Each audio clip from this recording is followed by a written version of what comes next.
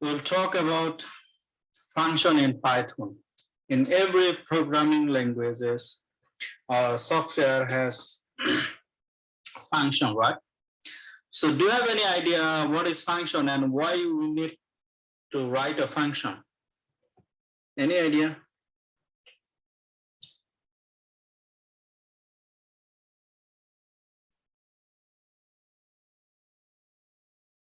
Mm-hmm. Do you have any idea?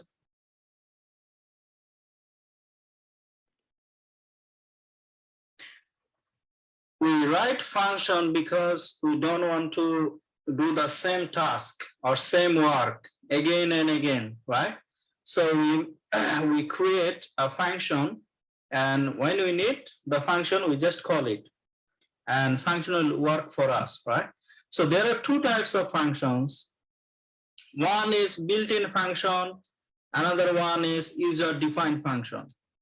So built-in function means Python already has written a function for you, so you don't need to write them. You just call them and you can work. Like here, there is an example. There is an example for built-in functions. Here, you will find a lot of functions there. Okay, so you don't need to write this function. It's already in the Python library, so you don't need to write them. You just call them. Say for example, if you just want to sum, okay, if you want to just sum or set like this, you just want to do sum, you just call this sum function. Or if you want to use like convert the data into a string, so you just use a string, right?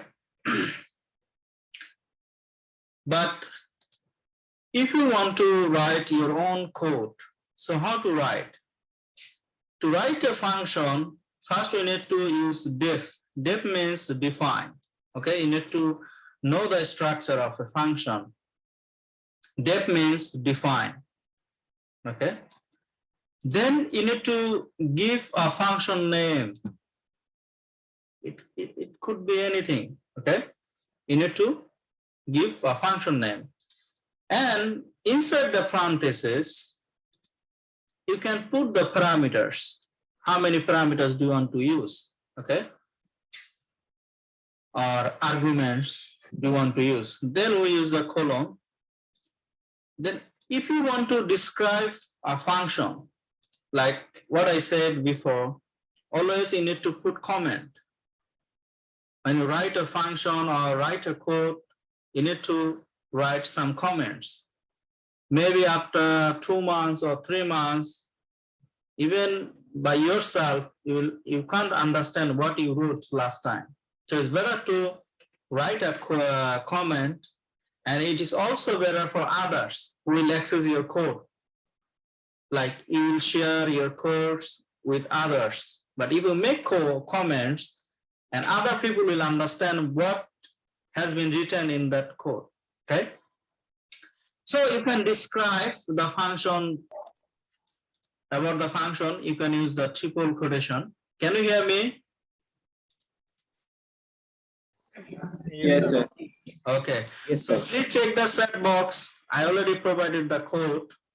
Please check the set box. But if you join in late, our facilitator is there and they will help you. Hajar Akhtar, Imdad Haq, they're in the platform, so they can help you.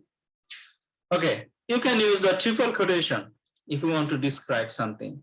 Then the statements, okay? You write some statements. We also call this block or statements, whatever. So function name, then when we finish writing a function, we can call the function by function name. Like here, you will give a function name. Then you need to call by that name.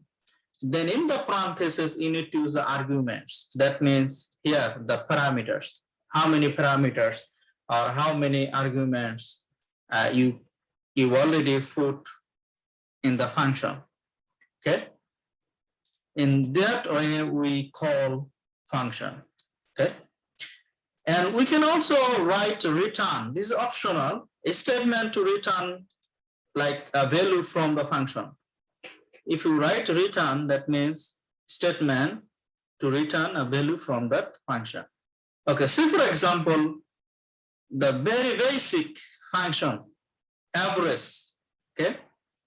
But in Python, it has already by name mean, okay? This is a built-in function.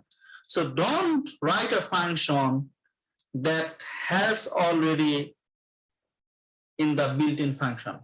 Like in Python has mean, by name of mean, we can do the average, okay? So if you write the mean, it will conflict. So don't write a same function name, okay? Now I give the name average, AVG, okay? It will work the same way, we'll get the same result, but we shouldn't give the same name, otherwise it will be conflict by itself, okay? So average, we know the equation for average. Now we use the triple quotation to describe. So average is equal like sum the data, then we divide by the number of data point, right? This is the average, the equation. So for this, I define a variable like sum data is equal 0. Then I use a loop here for I in num. Num means here, we'll put the data there, okay? The number, okay? So you can give any name, it's fine. Even you can write a data, it's fine. So sum data is equal 0, then we are writing loop for I in number. Sum data is equal sum data plus I. What does it mean? See, for example, we define this data, a list of data, 1, 2, 3, 4, 5, 6, right? We'll put this data here. Then our function will average, right? So how? First sum data, first value is what? 0, right? Then plus I is the iteration. Okay, the iteration. First is 1, okay, the initial value. So 0, then plus I, iteration. So 0 plus 1 is 1. Then what is the value of sum data? 1. 1. Plus iteration 2. So what will be the result? 3. Then what is the sum data? Value is 3. 3 plus I, the next step is 4. 3 plus 4 is what? 7, right? Then 1 by 1, it will sum. Then we know the average. What is the average? Sum data divided by n, the number of data points. So sum data divided by len. We already learned what is the function of len. Len, it will give you, it will count the number of data points, right? Number of rows, number of data points. We can know this way. So we can use a len, num, this data. So we can average. Then we write return average data. Okay. Now this function will do for average. Run it. Then we define data. Then we define a variable average calculation. Okay, in short form, AVG cal is equal. Now we need to call this function. What is the function name? AVG.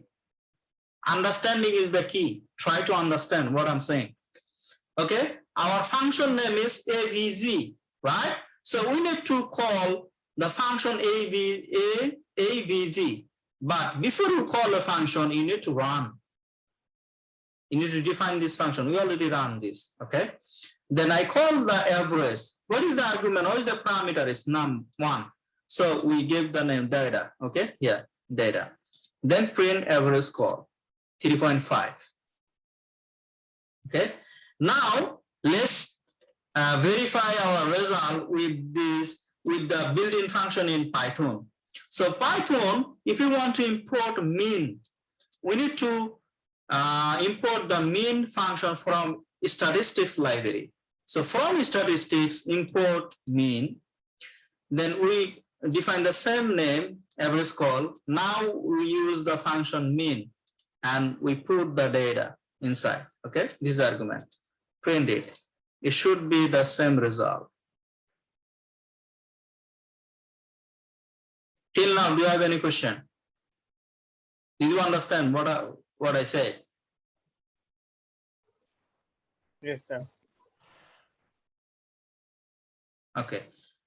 Now, okay, can you tell me equation of speed? If you are from the science background, maybe in high school or college, you learn physics, right? And from the physics, you learn the equation speed. Can you remember or can you recall the equation for speed? In physics, we learn the equation for speed. Can you recall?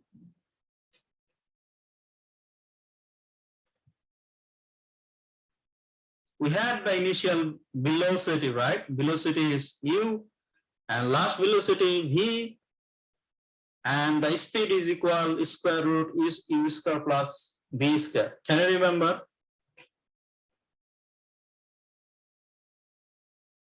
That was the equation for speed. So we'll write a function speed and wind speed the same way. We have two parameters u and v. Okay, the like zonal wind and meridional wind. Even if we call it speed is like the initial speed and the last speed, right? Wind speed. We know the equation. Calculate the wind speed. So what is the equation? Equation is square root u square plus v square, right? So we can define z is equal u multiply u, that means u square, plus v multiply v is a v square.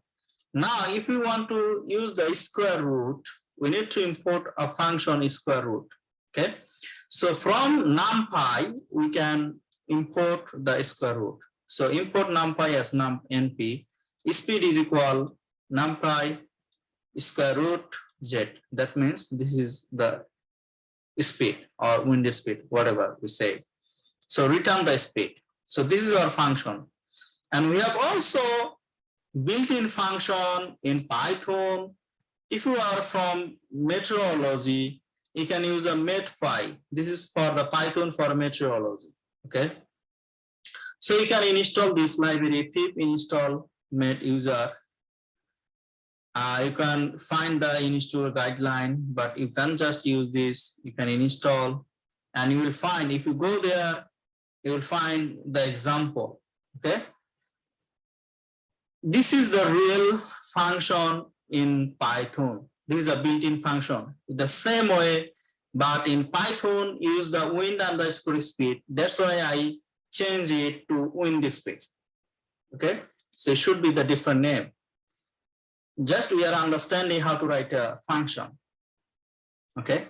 Then there is a wind speed. The same way, the Python use this equation, like solve this equation in this, like in one line, but for me, I did in 2 lines. The same thing.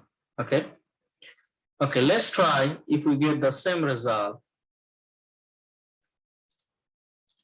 So our user-defined function is wind speed. Okay, there is no underscore, and Python wind underscore speed. Okay, and let's see the result. So we define the initial velocity is 10 meters per second, and last velocity is 20 meters per second. If we want to calculate the speed, so we define the function wind speed. So we have the 2 parameters, one is u and v. So let's see the result. Okay, 22 point something. We have also built-in function in Python, wind underscore speed. Okay, we have also 2 parameters, 2 arguments here, u and v, and it should be the same result. Okay, now there is the scalar value, but if you have the vector, like if you have more than 1 dimension of data, then what can we do? like say for example, data 1 is a one list of data, and data 2 the another list of data array. Okay. Now, what I did here, can you remember the last class? Yes, sir. It's an What is it? empty list. So what is the purpose to use this one? Then our result will go in this list because I have to create an empty list. Otherwise, we can show our result or we can store our result. Yeah, we need to store our data, the result, the output. Then we can access, we can save as an Excel file, whatever, we can plot it, we can use it. But if we don't store the data, the loop will print it one by one. It will give you the one by one. It will not accumulate. So you need to store the result. That's why I have created here empty array or empty list. Okay. Then I use a loop because we have A and B. Can you remember in the last class, I showed you how to do the A square plus B square. So it's the same equation, right? U square plus V square, the same equation. So we can use the nested loop for I in data 1 and for J in data 2. So when this speed is equal, when we should already write a function, right? So even we can use loop. Like in that case, the data was a scalar, like we had one data points. Now we have a vector, we have like a lot of data, so we can use a loop. We don't need to do one by one. Okay, that's why we use a loop. It will reduce your time. Okay, then we use the function wind speed, then two arguments U and V.